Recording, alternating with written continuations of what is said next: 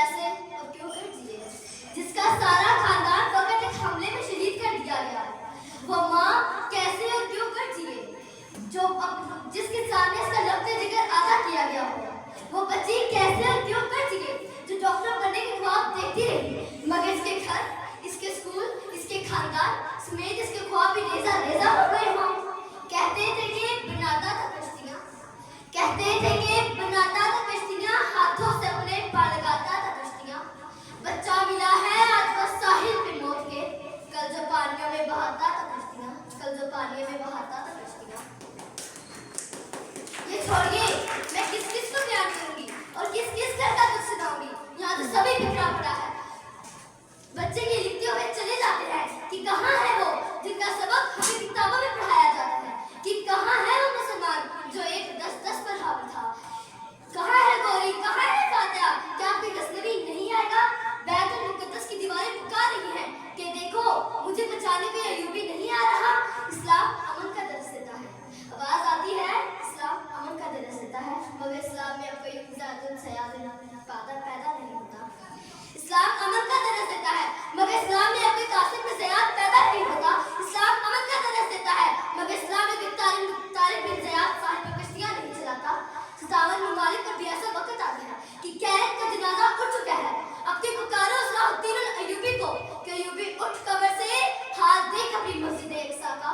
Ayyubi उठ कब्र से, इस्लाम की बेटियां पुकार रही हैं तुझे। तलवारें बेचकर मसल्ले खरीद लिए तुमने, तलवारें बेचकर मसल्ले खरीद लिए तुमने। बेटियां लड़ती रही और तुम दुआएं करते रहे, मगर अफसोस हम ये भूल चुके हैं फिजाए बदन पैदा कर फरिश्ते तेरी नुसरत को, फिजाए बदन पैदा कर फरिश्ते तेरी नुसरत को। गीतों से सितारे भी निकल सकते हैं। आजकल के टिकटॉक पर नौजवान नाचने वाली क्या जाने कुर्बानी क्या होती है, क्या जाने अपने को खोना क्या होता है, क्या जाने सड़क कफन अपने मैदान में जाना क्या होता है और दुश्मन के सामने फौलाद बनना क्या होता है। क्या जाने इनके आबा घोड़ों की नंगी पट्टियों पर मुलक फता करेंगे।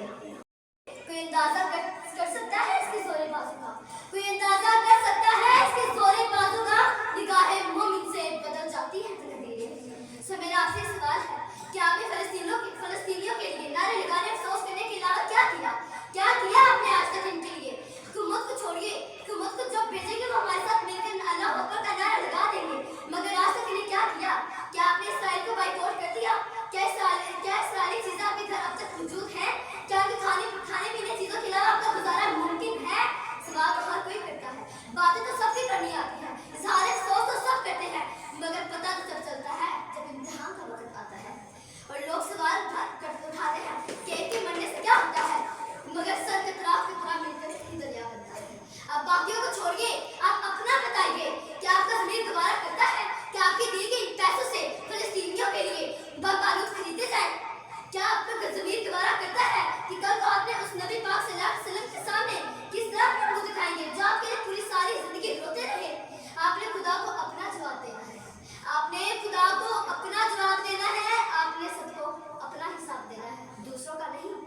और आखिर में इसराइल, मैं अपनी ज़बान गंदी नहीं करना चाहती, फकत इतना कहूँगी, बिस्तर पर पड़े थकान निकलेगी तेरी, बिस्तर पर पड़े थकान निकलेगी तेरी, घुट घुट कर बदन से जान निकलेगी तेरी।